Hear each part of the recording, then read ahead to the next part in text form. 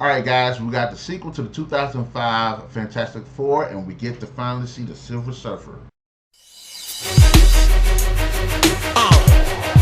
My hat is like a shark, yeah. Alright guys, we're reviewing Fantastic Four, which is a 2007 superhero film directed by Tim Story, acting as a sequel to the 2005 Fantastic Four, directed by Tim Story, starring Ioan Gruffudd, always going to mess that man's name up, Jessica Alba, Chris Evans, Michael Chiklis, Julian McMahon, Doug Jones, Kerry Washington, and Laurence Fishburne. And in this story, the Fantastic Four have been doing their thing for a while, and Silver Surfer shows up, and you know what happens when the Silver Surfer shows up? The stakes become global. Now, how did this film rate? I actually like this film. I actually like the story. I thought the story was a bit more fast-paced. We got to have more moments with the characters, their frustrations, some of the things they've gotten used to, especially with their powers. And I like seeing that. We see the evolution of their lives. And then the Silver Surfer shows up and things just kind of go haywire. Now, Doom does come back in this film, and I think he's better presented as the character of Doom in this movie compared to the first movie. Ultimately, I like the performances. I think everybody do a better job.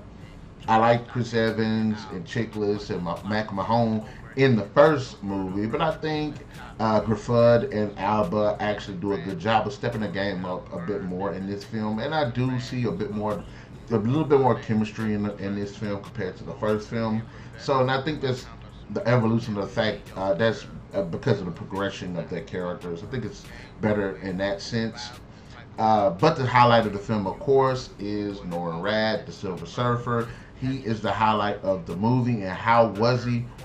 Freaking awesome. He is awesome. Everything from the physical design, the special effects, the stuff that he did, the voice performances. Now, what's kind of cool is he's played by two people.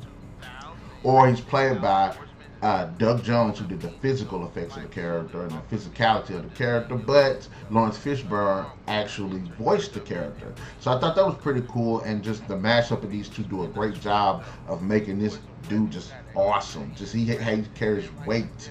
He has presence. I like his scenes. He's actually pretty freaking awesome in this film. We get a lot more action in this film. We get to see the Fantastic Four do a bit more. We get to see Silver Surfer. We get to see Doom do a bit more. So there's a lot more going on in this film. The scale is definitely larger than in the previous film. And of course, when these are cosmic stakes that come on the scene now.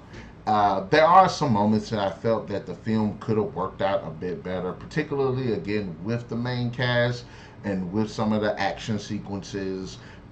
I do feel as cool as they were, I would have liked to see more team dynamics, and we'll get to that kind of. In fact, we'll just go ahead and spoil it. At this point, I've seen Fantastic Four First Steps, and I've seen the Fantastic Four 2015, and when you watch those two, there are sequences in the film specifically with the fights where you see them have team dynamics and coordination as they fight the enemies that they're going with. And I would have liked to have seen them have that moment in this, even though you could say, you know, Silver Surfer is basically godlike compared to them. I would have liked to have seen a moment where they all jumped him and used coordinated attacks to fight him. Even if it would have ultimately lost, I thought it would have been pretty cool. But they do this really interesting thing where Johnny is exposed to a different form of cosmic power, so he's able to take the powers of the other Fantastic Four members, and they do some pretty cool, fun sequences with that, which I thought worked. But ultimately, I thought this was a better movie than the first one. I thought it was a definite improvement. We got a lot more to do with the characters. We got more action sequences, and I like the scales.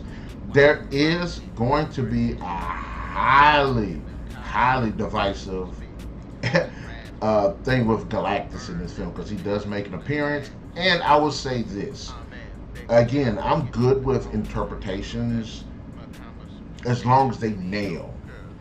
I didn't mind this interpretation of Galactus, because in this film, Galactus isn't a physical form. He's more like this cosmic force that's just big space cloud of debris and rock and lightning and fire.